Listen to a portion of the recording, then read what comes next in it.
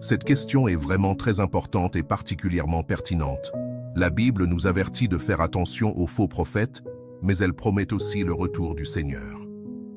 Nous nous demandons sûrement, comment puis-je faire pour ne pas être trompé tout en ne manquant pas le retour du Seigneur? C'est en effet un dilemme. Si, par peur de la contrefaçon, nous refusons d'examiner toutes les nouvelles informations, n'est-ce pas un peu comme jeter tout un plat par peur d'y trouver un grain de sable? Le Seigneur Jésus a raconté la parabole des vierges sages et des vierges folles. Selon vous, où réside la sagesse? N'est-ce pas dans leur capacité à reconnaître la voix de l'époux? Elles n'ont pas fermé leurs portes à tout bruit, simplement parce qu'il faisait nuit et que c'était dangereux.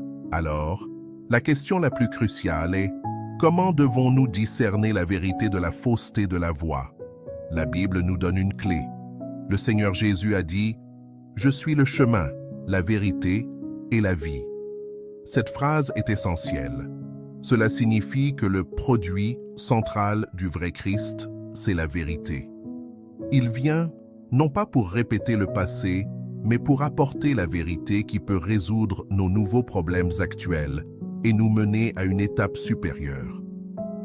Regardons quelle est la caractéristique du faux Christ. Il n'a pas son propre contenu original et ne peut que l'imiter. Par exemple, il peut imiter les actions passées du Seigneur Jésus en accomplissant quelques miracles simples pour attirer les gens. Mais il est incapable d'apporter une vérité toute nouvelle, capable d'éclairer l'obscurité de notre cœur. Ces paroles ne résistent pas à l'examen et ne peuvent pas résoudre fondamentalement nos chaînes dans la vie. Dieu dit, « Si au cours des derniers jours apparaissait un Dieu semblable à Jésus, qui guérissait les malades, chassait les démons et était crucifié pour l'homme, ce Dieu, bien qu'identique au Dieu décrit dans la Bible, et que l'homme accepte facilement, ne serait pas, dans son essence, la chair revêtue par l'Esprit de Dieu, mais par un esprit mauvais. Car c'est le principe de l'œuvre de Dieu de ne jamais répéter ce qu'il a déjà accompli. En revanche, le vrai Christ est toujours en progression dans son œuvre.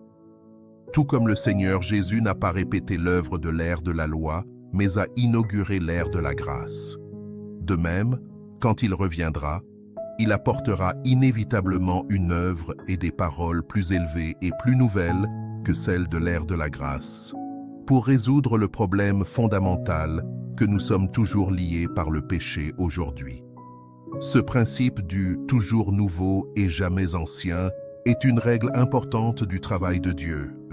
Dieu dit, si, au cours des derniers jours, Dieu continuait à manifester des signes et des prodiges, à chasser les démons, à guérir les malades, s'il faisait exactement la même chose que Jésus, alors Dieu serait en train de répéter la même œuvre, et l'œuvre de Jésus n'aurait aucune signification ou valeur.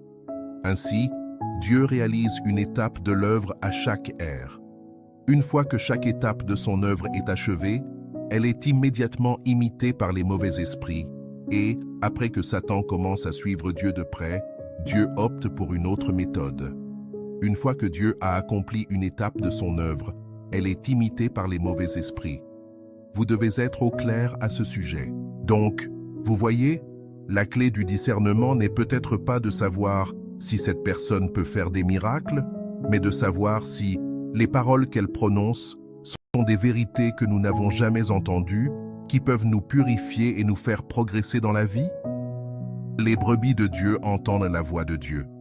Peut-être que lorsque nous entendons quelqu'un témoigner du retour du Seigneur, la chose la plus juste à faire n'est pas de refuser immédiatement, mais, comme une vierge sage, d'aller écouter avec un cœur cherchant et discernant pour examiner le poids de la vérité dans les paroles qu'il apporte.